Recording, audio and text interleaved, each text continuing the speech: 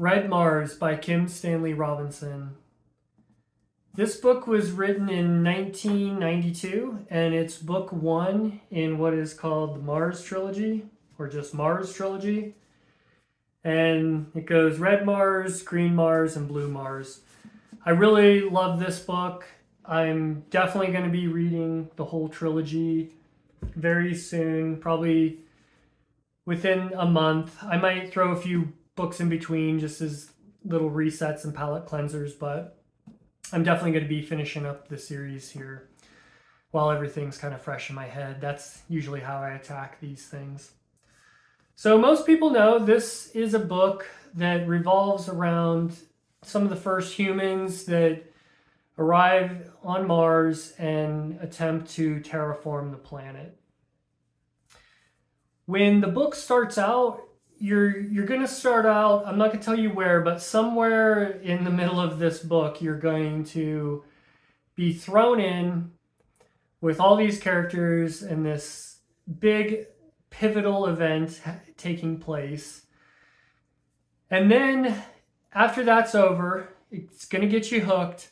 Then you're going to go back in time to when the first 100 colonists are leaving Earth and heading to Mars to set up the first settlement.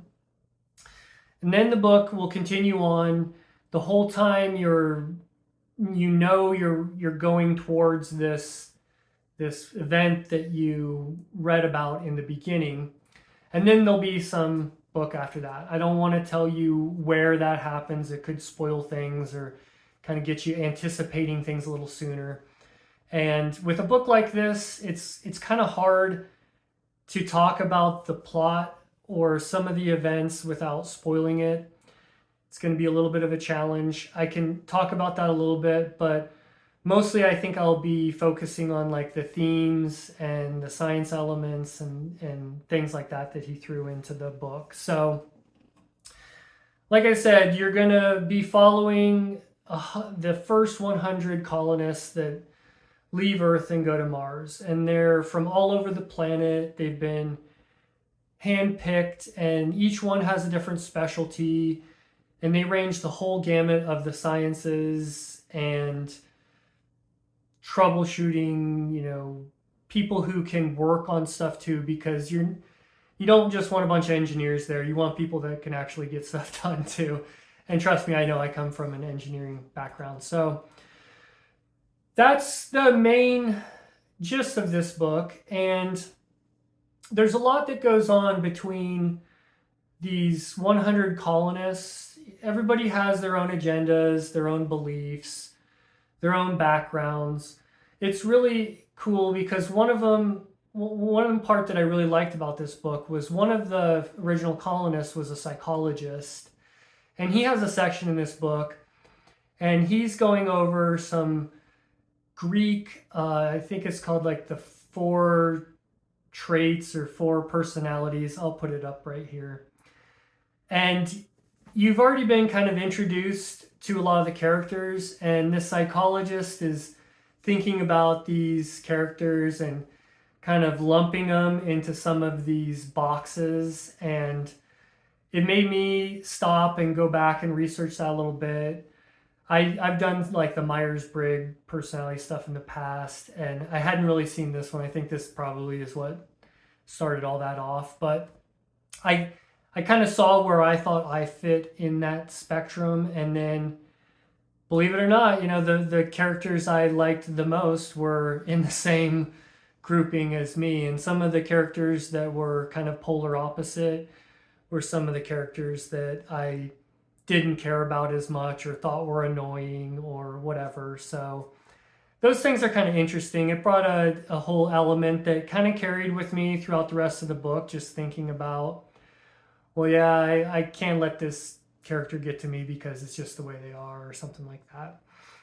So that's psychology. There's political science, a ton of that. There's chemistry, biology, physics, math, the construction of these habitats and the equipment they're using to attempt to terraform Mars, and all these different ideas.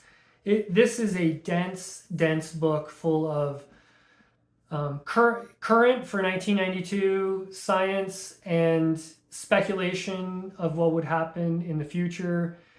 And of course, we can look back and probably pick a lot of things apart on a 40-year-old or 30-year-old book. But I think it holds up really well. I think Stan must have done some amazing research. I really wonder how long he researched this before he was able to put all of this down on paper, because the concepts and ideas and everything, and it felt so grounded in reality. Everything seemed so realistic. Nothing seemed too fantastical, or like everything seemed plausible in this book. Now, the plot, I don't really want to say too much else, but like I said, the majority of the story is more about the human element than the actual end result of terraforming Mars. And this is just book one. I know there's a lot more to read, but in book one, I felt like it was almost more character driven with tons of science, but that just kind of served as the backdrop to the nature of humanity and what would happen if we had a fresh start and we could attempt to learn from our mistakes. And I'll leave it at that. So some pros and cons for this book. The pros, the characters were really well done, really realistic. I've worked in an engineering company for 15 years, and there was a lot of people that reminded me of people I knew.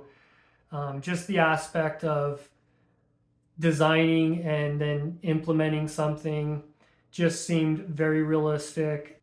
The ideas that are thrown out in this book are another big pro for me. There's some huge world-changing, humanity-changing events that take place, and it's just done so well. His writing is done so well. I'm a really visual reader, and there's a lot of description in this. I mean, it's 600 pages, but I was able to use that description to visualize all these things and these huge events and things that are going on. It was just amazing for me. Some cons. Now, when I talked about the characters, how well they were fleshed out, I never really felt that emotionally attached to them. Even the ones that I said I was like in the same camp as them, some good things are going to happen to them, some bad things are going to happen to them, and I kind of just felt like I didn't care that much. The biggest negative, though, for me would have to do with some pacing and a little narrative thing, I guess. And I don't really want to get into too much else because it would spoil the book. I will do a full spoiler review of the series once I'm finished with it, and I'll discuss it a little bit more there. But I think between not having the emotional attachment and that pacing issue, that's the only thing that's keeping this book from a 5-star for me.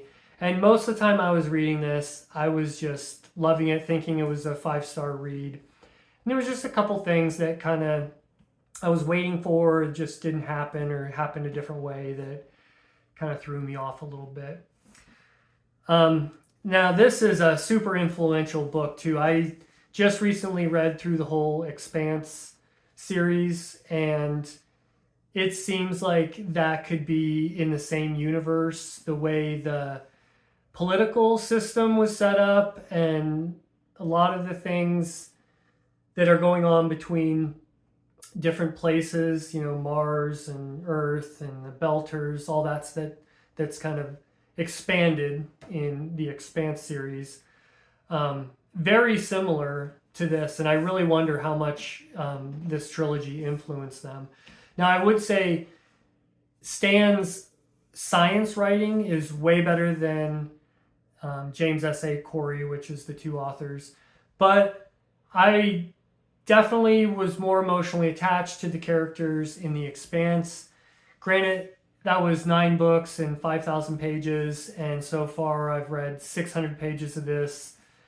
Trilogy, which is I think around 2000. So maybe that will change in the future books, but the Expanse books really got me emotionally invested into those characters.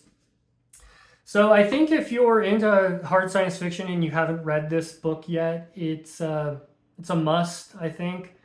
So I think that's about it. I was thinking about going right into the next book, Green Mars, but I think my brain might need a little bit of a break, and I had a viewer recommend a book that I showed in a book haul, Ray Bradbury, Dandelion Wine. I've read a lot of Ray Bradbury, but I've never read this. He said it's a great summer read.